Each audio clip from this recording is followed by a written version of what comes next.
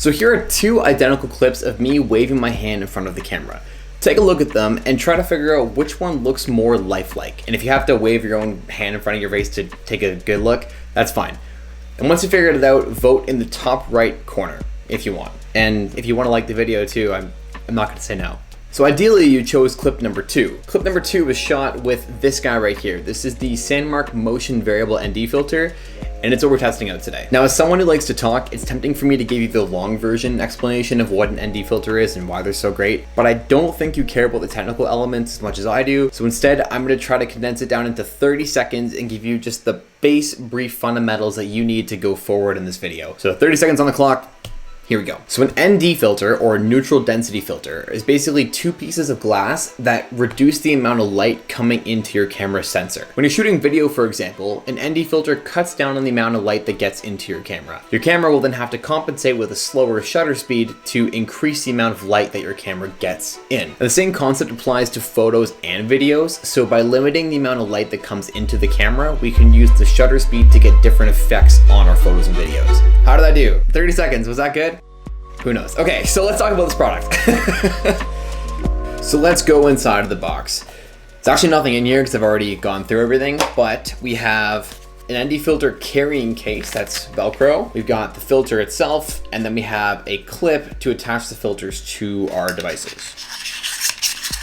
The filter itself feels really premium, and honestly it should considering its price. It's a variable ND filter, which means that as you rotate it, the image gets darker. It starts off at ND8 and goes all the way to ND64. It has hard stops at the end, which is really nice, meaning that you can't over rotate it. Like when you get to the end, it just stops. I wish that my ND filters that I used for my camera had that, but they don't, so I really appreciate that on a filter like this. The filter is large enough to fit over all the lenses on the iPhone 12 Pro, but because of their orientation, you're gonna wanna make sure that you have the filter in the exact right spot to cover up the lens you're using. Otherwise, you might see it in your image. As for mounting the filter on your phone, it has threads on the inside of the filter, so you can attach this to any of the lens attachments that Sandmarc sells. So if you have like the telephoto lens, for example, you can just screw this right onto it and it'll attach no problem. Now, I don't have any of the lens attachments, so I have to use a supplied clip. Now, the clip is a good idea because it expands the compatibility list that this filter will fit on, so you can use it on certain Android phones, older iPhones, etc. Now, personally, I do not like the clip. I don't mind that it has rubber on the inside because that way it's not going to scratch up my screen, but I don't like how much of my screen it covers. The specific problem is that the apps that I'm using to take my photos and videos have things I have to adjust that are behind the screen. So I can't just go in and change the settings I want. I have to take off the filter, adjust it, and then slap it back on. And that was really annoying for me. Now, the good news is that Sandmarc does sell a case, so you can attach the filter to a step-up ring to your phone, which is great. I just don't have that, so for now, I'm stuck using the clip.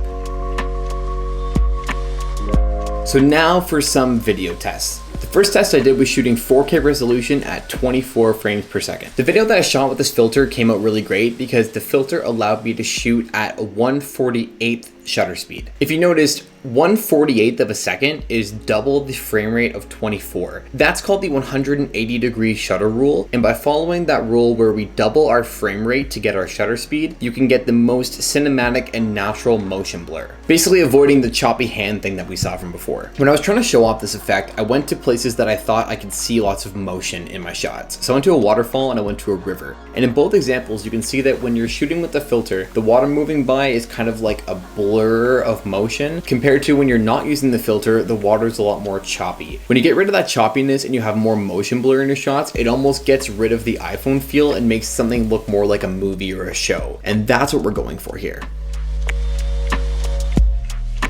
So long exposure photos are where this filter really shines. A long exposure photo is when you have the shutter open for any long period of time. The longer you have your shutter open, the more light comes into the camera. At a certain point, your camera can't process that light anymore and it just turns completely white. So to offset that, we have to have something in front of the lens to make it darker, and that's the ND filter. When you're doing this, anything that doesn't move in your shot will be exactly perfectly the way it's supposed to be. So trees, rocks, the ground, it's all good. Anything that moves, like people, people or clouds or water becomes like wispy and smooth, and it just has a really cool look to it. Now, unfortunately, I didn't get the photos that I really wanted to walk away with this filter. It's not the filter's fault. I just went out twice and it's like -15 right now. It's really cold. So by the time that I finished all the filming and the video component, I didn't really get the photos that I wanted to like wow you guys with. I'll still show you what I got, but it's safe to say you could do a lot better than what I did in the last couple days with it.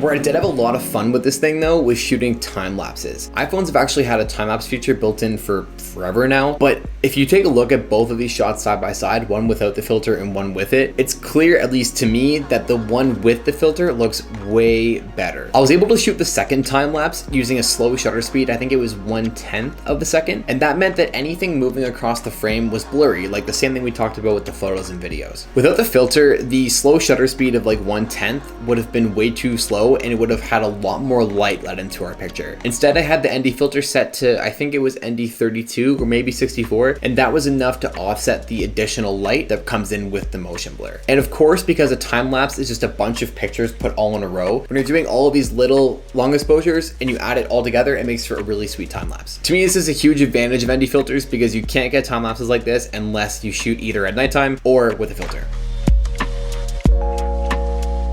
So now I want to talk about who this product is for, because I don't think it's for everyone. If you're someone that wants to push the quality that your phone can produce to its absolute limits, then a filter like this one is a great idea. An ND filter is a really cost-effective way to get precise control over what kind of images you're getting. Now, I've only ever used cheap ND filters before, so like keep that in mind, but this is definitely the best quality ND filter I've ever used before. The hard stops at the end so you don't over-rotate are enough of a reason in itself, and I think one of the most important things is that there's no X pattern when you really crank it. So my other ND filters that I use for my camera, if you turn them too much, you get this like weird X pattern, and that's something that I didn't notice in this at all. Plus the color rendition is actually really nice, so I don't have to do a lot of color grading after the fact, which is something that you have to do if you have cheap ND filters. So if you're someone who wants to get started into photography or videography but doesn't want to spend thousands on all the things you need to get to build a whole camera setup, something like this is a really good investment in my opinion. But if you're someone who wants to get a couple of clips or pictures on the way home from work, like,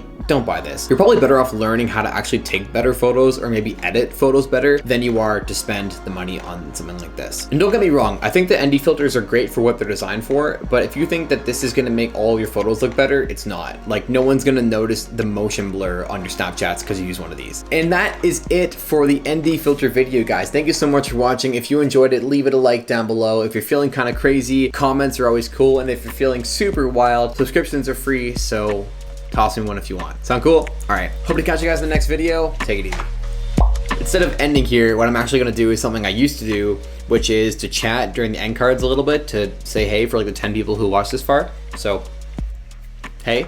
Cool thing, this is the first product that's been sent to me for free in exchange for a video review, which is pretty sweet. I think it kind of marks a little bit of like a milestone on the channel here. It shows that some brands are paying attention. Like, I didn't reach out to them, they contacted me. So, it's kind of cool. I also want to take the opportunity to say that I'm not going to make positive reviews about things if they're not good products. Like, if they sent me this and it was terrible, I'll tell you. So yeah, I just wanted to pat myself on the shoulder a little bit and say thank you to you guys who watched, because I couldn't do this without you. So thank you so much, and I'll catch you guys in the next one. See ya.